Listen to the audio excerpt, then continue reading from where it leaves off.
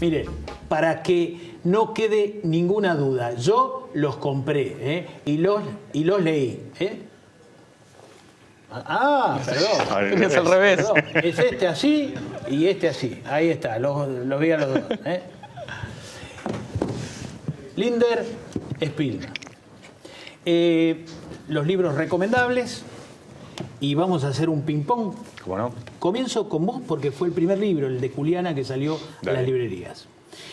Nancy Pasos, escribís ahí en tu obra, le comenta, la ex de Santilli, le comenta a Alejandro Aguada lo siguiente. Me parece que ella, por Juliana Aguada, tenía más ganas de ser primera dama que Macri de ser presidente. Me mató esa frase. ¿La puedes explicar? Es así, sí. Fíjate que ya en el 2011, cuando Macri amaga con ser presidente y se baja con mucho tino, porque Cristina viuda medía una barbaridad y le ganaba a todos, y Durán Barba lo baja, la única que no quería bajarse en ese momento era Juliana, en el 2011. Tenía más ganas de ella de ser primera dama que Macri de ser presidente. Lo mismo ahora, y eso es lo que le dice el actor Alejandro Aguada, que estuvo muy peleado con toda la familia y con su hermana, a Nancy Pasos fue así. Se lo dijo ahí en Pilar, donde los dos son vecinos. Ezequiel, en el principio vos contás que Ramiro Tagliaferro, el ex de María Eugenia Vidal, trabajaba para Narváez, se la llevó a trabajar a ella en Narváez. Aparece Doris Capurro, que después fue íntima amiga de Cristina, pero era íntima amiga de Mauricio Macri, y le dice, esta chica es la de Tagliaferro. ¿Qué vio Macri en esa chica, que además tenía una panza importante, según contás, porque estaba embarazada? Embarazada de María José, de su segunda hija.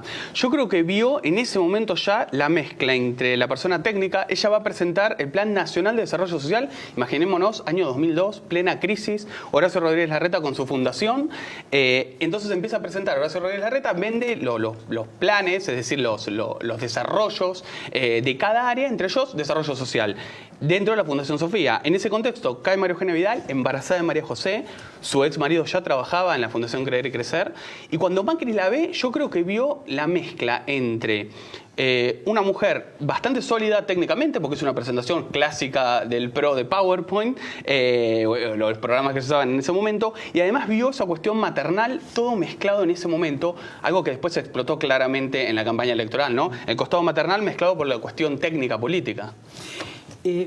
Franco, vos escribís en determinado momento que la familia Aguada, cuando se supo que Alberto Abad estaba en AFIP, se sintió aliviada porque era menemista. ¿Cuál era la relación con Menem, el menemismo, en todo eso?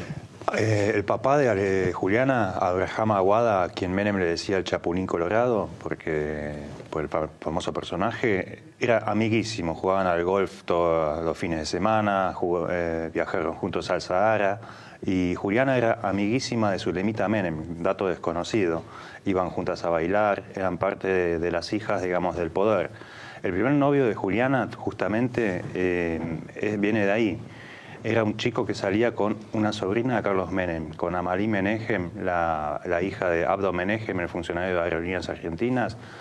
Salía con Amalí, la conoce a Juliana y de la noche a la mañana deja a la otra, lo cual es todo un escándalo ahí en el mundo menemista de los años 90, ¿no? Se lo perdonaron, sí. María Eugenia empezó a trabajar en Boca Juniors con Macri, ¿no? El primer laburo. Y mencionas ahí que traba alianza con Carolina Stanley. Mi pregunta es, ¿quiénes son los que integran el universo íntimo de María Eugenia Vidal? Yo te diría, hoy pensá un poco que cambió al universo que tenía antes de ser gobernadora, pero sí te pondría, obviamente, a Carolina Stanley, la ministra de Desarrollo Social de la Nación, y a su marido, sobre todo, que es Federico Salvay, el ministro de Gobierno, ministro político, uno de los ministros claves de la gestión bonaerense. Yo te agregaría ahí a dos ministros más que hoy integran el gabinete. Uno es Edgardo Sansón, que es el ministro de Obras Públicas. Vidal está absolutamente obsesionada con el tema de mitigar las inundaciones. Obviamente es una tierra muy difícil como la provincia de Buenos Aires y con lo que implica mover los expedientes literalmente en carretilla. Es una apuesta bastante complicada pensar que van a poder hacer muchas obras hídricas, pero puso justamente a un hombre como Sansón, que era un hombre de confianza directamente de Macri, y lo hizo vidalista, por llamarlo de alguna forma. El otro personaje para mí es un personaje no conocido, que forma parte del gabinete y es una suerte de jefe de gabinete encubierto para el trabajo cotidiano, llamado Roberto Gigante. Es el ministro de Coordinación, un hombre corpulento, de perfil bajísimo. Trabajó con Grindetti. Era el jefe de asesores del ministro de Hacienda porteño Néstor Grindetti, a tal punto que cada vez que había algún conflicto con proveedores grandes, y hablamos de constructoras, grandes empresas, la frase era: háblalo con Roberto, Roberto lo soluciona. Roberto Gigante hoy forma parte, te diría, del esquema más íntimo de decisiones de María Eugenia Vidal. Y después, obviamente, dos de sus mejores amigos, Soledad, que es su amiga desde los 2 años, que es además su asesora privada, y Diego, que es un amigo, Diego Cagliolo, que es un amigo de ella de Puerto Madryn, que dejó su trabajo en Puerto Madryn y se vino a trabajar como asesores y trabaja en la Fundación Banco Provincia. No son personajes conocidos, forman parte de su vida más íntima política, de alguna manera, ¿no? Franco, vos mencionás que un viaje a Marruecos de Juliana Aguada y su mamá la pone en contacto con el budismo, ¿no? Ella, o sea, Juliana Aguada es la que a su vez introdujo a Mauricio Macri en Sri Ravi Shankar. Sí, en el arte de vivir, en toda esa movida New Age, liderada por el maestro indio Sri Ravi Shankar. Juliana es la que primero se mete con eso, hace los cursos de la fundación y después Mauricio la sigue en ese camino. Todo empezó en ese viaje de Marruecos que vos decís, con su mamá. Estaba en medio de una crisis sentimental con el belga, el empresario belga con el que ella estaba. Que es el papá de su hija mayor. Sí, todos piensan que esconde. El tipo no esconde. Y todos piensan que estuvo casada, porque ella siempre habla de su marido y su matrimonio, y tampoco estuvo casada. Así que no estuvo casada con un conde, ese cuento de hadas que escuchamos siempre, sino que estuvo juntada con un plebeyo, como nos puede pasar a cualquiera de nosotros, ¿no? ¿Y Macri entró fácil en esta cuestión del arte de vivir y todo eso? Sí, desde un principio. Fíjate que a Ravi Shankar, él lo trae en el 2012 a la ciudad de Buenos Aires, donde hacen todo un mega evento en Palermo, y ahora en la India, en marzo de este año, que hubo un gran evento también del arte de vivir, lo invitan a Mauricio Macri como único presidente que iba a ser orador junto a Ravi Shankar. Estaba en la lista de oradores y a último momento se bajó. Fue una buena idea bajarse porque venía de chocar con el Papa en el Vaticano, y para el Vaticano, digamos, esto del arte de vivir es casi una cuasi secta, ¿no? Anatema. Sí.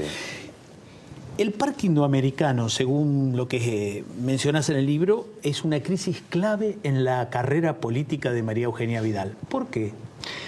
Porque hasta ese momento, Edgar, vos pensás que ella viene de conocerlo a Macri por la parte técnica. Entre 2003 y 2007, antes de que Macri acceda a la jefatura de gobierno, se dedicó a trabajar en la legislatura, siempre con temas sociales, algunos temas de mujer.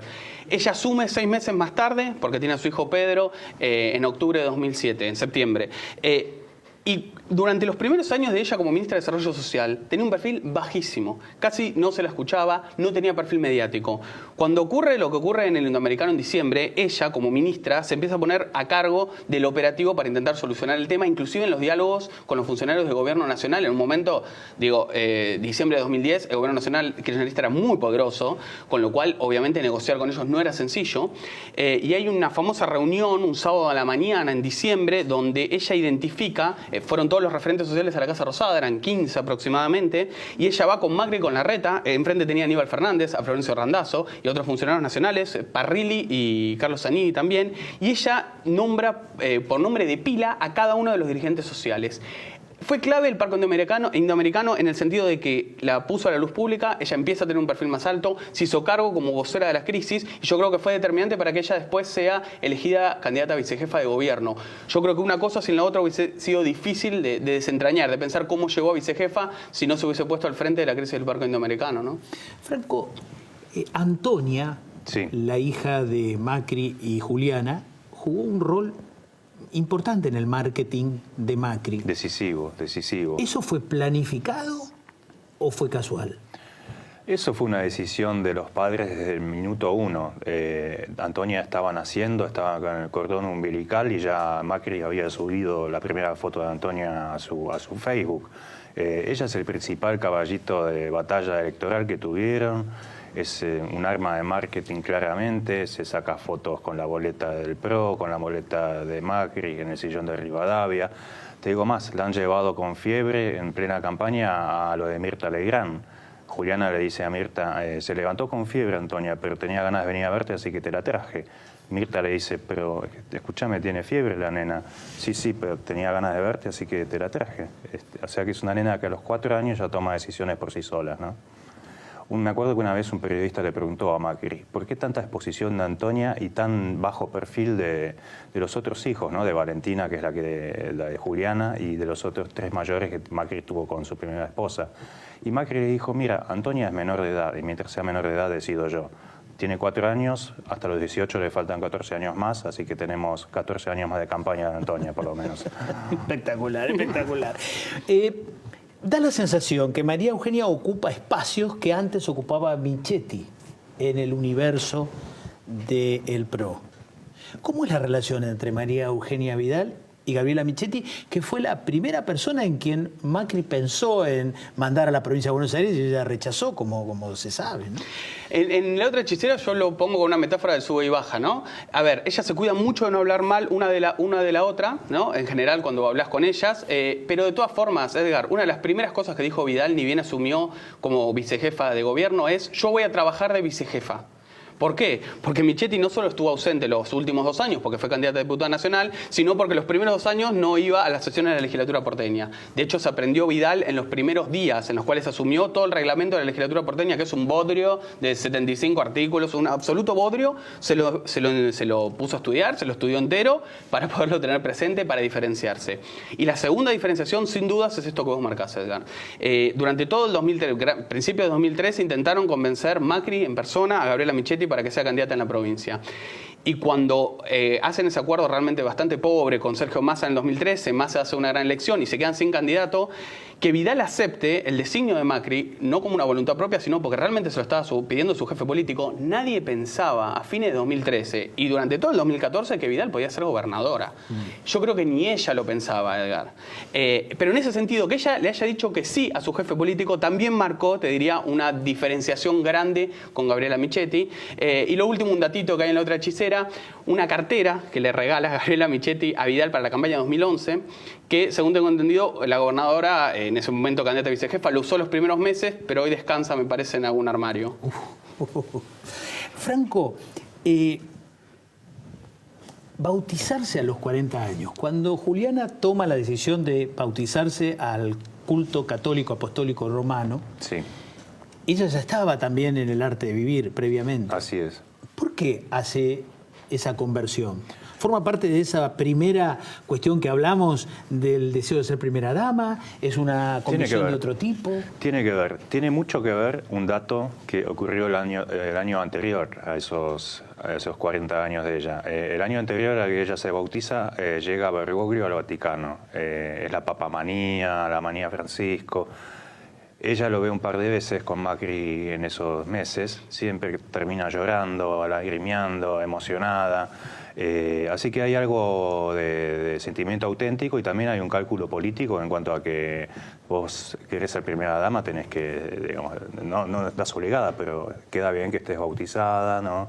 Que tengas un marido, una nena, una familia que mostrar. Yo creo que el bautismo tiene parte que ver con la campaña también. Y el Papa lo sabe. El Papa calculo que lo sospecha. El Papa sabía que no era bautizada, eso sí. Digo, porque leyendo tu libro me cayó una ficha de cuál puede ser una relación de fondo, diferente a todo lo que se ha mencionado hasta ahora, de la aparente frialdad que recientemente tomó... Hay 2 datos ahí con el Papa y Juliana, además de que hay una cuestión de piel con Macri, ¿no? Está el tema de los talleres clandestinos, de la familia de los Aguada, de Aguada y de Chiqui, que al Papa y a su amigo Gustavo Vera de la ONG La Alameda siempre, nunca le cayó bien y Alameda denunció sistemáticamente y el Papa está muy al tanto de ese tema. Y el otro tema es el del arte de vivir, lo que hablábamos recién, ¿no? Esto que para el Vaticano es casi una secta, ¿no? Claro. La Villa 20, según lo que contás, es clave en la historia política de María Eugenia Vidal. Y mencionás un apellido inclusive, Saonero. ¿Podés explicarlo por qué la Villa 20 es tan importante para María Eugenia? María Eugenia Vidal, a pesar de ser del PRO y todas las cuestiones que siempre se lo vinculan al PRO con la alta sociedad, cosa que en parte es cierta, fue la única dirigente del PRO que llevó a un dirigente villero a legislador porteño. Ese es el apellido que vos ves. Maximiliano Saonero es hijo de Víctor Saonero, de una cooperativa muy conocida en la Villa 20, que se dedica obviamente a trabajos sociales, trabajos autogestionados, que trabajaban con el Estado. María Eugenia Vidal lo suma para que le den una mano, sobre todo cuando asume como ministra de Desarrollo Social, y obviamente había que tener relación con todos los referentes sociales. Y en un momento, Maximiliano, que tiene un par de años menos que yo, de tener 32, 33, empieza a trabajar con ella primero en la juventud y termina llevándolo ella no solo como presidente del Pro Capital, imagínate contexto, digo, Pro Capital, uno diría, bueno, chicos de Recoleta. No, era un dirigente villero impulsado por María Eugenia Vidal y lo termina transformando en legislador porteño. En uno de los capítulos, en La otra hechicera, se cuenta la historia de él y el vínculo con ella y cómo él llega a ser de ayudar en las changas con el padre a legislador porteño, una banca que hoy ocupa. Esta frase es tuya en el libro. El poder de Juliana radica también en sus secretos y su ambición detrás de las apariencias es tan vehemente como ese beso que cerró el debate entre Macri y Scioli. Sí, beso que me contó Durán Barba. Te iba a preguntar, ¿fue un beso que ensayado propuso Durán Barba? No, no lo propuso Durán Barba, lo propuso Juliana cuando estaban ensayando para el debate. Durán Barba le pregunta, ¿qué quieres hacer vos cuando Macri termine de hablar? Y la verdad que me gustaría subir y darle un beso a mi marido. Ah, perfecto, perfecto. Bueno, ensayémoslo un poco. Me lo contó Durán Barba y no solo eso, sino que estaba entusiasmado él con lo mal preparado que estaba Scioli y Karina en cuanto a ese final que vemos ahí del beso, ¿no? Me decía Durán Barba, Karina llegó tarde, entró por el lado que no tenía que entrar, se la sacó por el lado del brazo ortopédico, un desastre. No, estas cosas hay que practicarlas bien, me decía, ¿no? Espectacular, qué anécdota, ¿no? El divorcio. María Eugenia, siendo gobernadora electa ya, le dice a Ramiro Tagliaferro cosas que me parece que nunca se había atrevido a decir y corta la relación matrimonial. ¿Eso forma parte de un empoderamiento de María Eugenia como gobernadora? ¿Cambió o era inevitable que iba a ocurrir? Es difícil hablar de una separación, siempre son múltiples factores. Hay un capítulo dedicado a la separación en el libro que le puse 11 bis y no es un chiste, tuve que agregar realmente un capítulo, el capítulo 11 está agregado sobre la separación. Yo te diría esto, Edgar, yo creo que para esa pareja fue determinante la campaña de 2015. ¿Y por qué fue determinante? Por dos cuestiones básicas. Falta de tiempo, los dos en campaña, los dos en una campaña muy, muy dura y consecuentemente, amenazas, creían que tenían todo el tiempo el teléfono pinchado, estaban bastante paranoicos, estaban nerviosos. Se cuenta una cumbre en la casa de Mauricio Macri, donde Mauricio, el presidente, los cita a los dos de manera aislada para sentarlos y para ver cómo estaban, porque veía que en la campaña estaban muy nerviosos. Con lo cual yo te diría que por lo menos todo el desgaste que formó parte de la campaña de 2015, recordamos el gobierno kirchnerista en su apogeo, intentando hacer fuerza en el distrito donde Néstor Kirchner desarrolló todo su poder, como en la provincia de Buenos Aires, en especial el conurbano, fue determinante para esa pareja. Además, a ver, en ese contexto, vos pensás, Edgar, que es una pareja que se conoció primero como amigos, en el año 94. Después, en el año 96, se ponen de novios. Se conocen, la historia de ellos está contada en La otra hechicera, y en el año 98 se casan. 3 hijos. Es una situación bastante compleja, te diría, pero el capítulo atraviesa un poco cómo fue esa situación con respecto a la política y cómo criar a 3 hijos de 15, 13 y 8 años en medio de la disputa política contra el gobierno nacional en territorio bonaerense, ¿no? Tengo una pregunta más. Sí. Me resulta muy interesante en tu libro el contraste que veo en la personalidad entre las diferentes parejas de Juliana. Este falso conde, que creo que era belga. Bruno Barbier, sí. Es, te diría, casi tan extrovertido que es la antítesis de Mauricio Macri. Que es jodón como Macri, ¿no? Porque Macri tiene esa cosa del sentido de humor también jodona. En eso se parecen. Y Macri, bueno, es un tipo extrovertido. Lo que pasa que es más hosco, ¿no? O sea, tiene una cosa también para adentro. Dicen los que lo conocen que consecuencia de su secuestro, ¿no? Y voy a ese tema. Su papá sufrió un secuestro. Así es. ¿Sí? y después sufrió un doble secuestro porque, por lo que vos contás, lo secuestró la propia familia después de haberla liberado, ¿no? Sí, y le sacó el manejo de la billetera y todas las cosas. Y lo obligaron a volver a la casa porque ya estaban separados con la mujer. Y después ella elige como su pareja a una persona que fue secuestrada. ¿Vos crees que hay alguna ligazón entre ambas o nada que ver? Hay algo, y te cuento una cosa más. El ¿viste Florencia Macri, la hermana de Mauricio, que salió con un secuestrador? No me sale el nombre ahora. Bueno, ese muchacho en la adolescencia de Juliana salió con Juliana. Sí, me enteré por estas horas. Qué dato. Sí, así que el secuestro está por todos lados. Emilio Monzó es la persona que le dice, según lo que vos contás, a María Eugenia que ella va a ser la candidata a gobernadora en la provincia de Buenos Aires. ¿Por qué, sin embargo, se habla tanto de una mala relación entre María Eugenia Vidal y Emilio Monzó? Monzó es el primero que se aviva, Edgar, como armador político de Macri, que en el 2013, si no había otra salida en la provincia, Sergio Massa se quedaba con todo. Y es el primero que le dice, si no tenemos a Michetti, algo tenemos que hacer en 2014, porque en 2015 no llegamos si no ganamos la provincia. Él es el primero que se lo desliza a Vidal, y luego, obviamente, Macri se lo ofrece formalmente. Lo que pasó fue que entre 2014 y 2015, a medida que avanzaba la candidatura, iban negociando con otras fuerzas, Vidal se quejaba de que Monzó no le avisaba las jugadas. Esto es, Monzó fue el principal impulsor en su momento, sobre todo en el 2015, de ir a una alianza con Sergio Massa y que Sergio Massa sea candidato a gobernador de Macri, por ejemplo. También en un momento Monzó impulsaba que vayan a una interna más grande. No era el único, había otros también. No era el único, pero Monzó era como la cara visible por ser el armador político. Esa relación se empezó a desgastar mucho en ese sentido. Vidal se quejaba de que no le avisaba las movidas, vos le preguntás a Monzó y Monzó te dice, si yo le aviso las movidas, no tiene sentido, no tiene efecto político, no tiene sentido.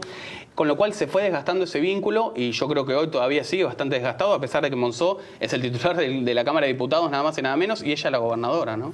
Nicolás. Nicolás es el nombre, sí. Es El apellido era... Parlaro.